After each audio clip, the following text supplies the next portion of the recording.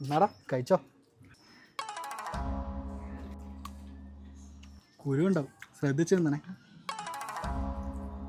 എൻ്റെ ഏറ്റവും വലിയൊരു ആഗ്രഹമാണ് നീ വലിയൊരു കോടീശ്വരനാണ്. അയ്യോ നിൽക്ക് തടഞ്ഞു വീഴും.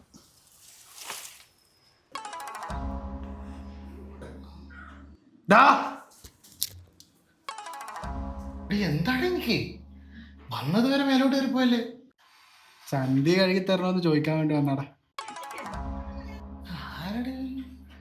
അലവേ പൈസ എന്നിട്ട് 2 മാസമായില്ലടാ. എൻ്റെ പൈസ എവിടാ?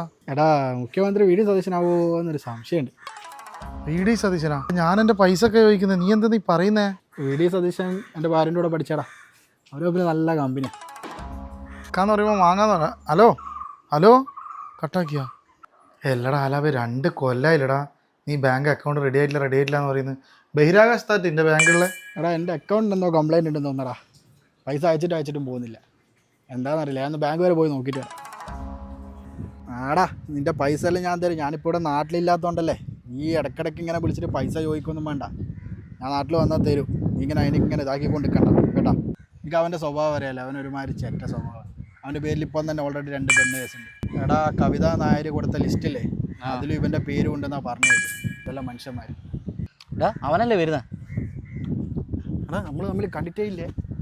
എടാ നിന്റെ പേരിൽ 2 പീഡന കേസെല്ലാം ഉണ്ട് എന്നല്ല പറയുന്നത്. എടാ അവൻ ഇതിനെക്കാട്ടിയും വലുതല്ല നാട്ടിൽ പറഞ്ഞു കിടക്കുന്നത്. എന്ത് ചെയ്യാൻ ഒരു കാര്യമില്ല. പൈസയും കൊടുത്ത് കടിക്കുന്ന നായിനെ മേടിച്ച അവസ്ഥയായി. 20 കൊല്ലായില്ലടാ. ഇനിയെങ്കിലും ആ പൈസ ഒന്ന് തന്നൂടെ?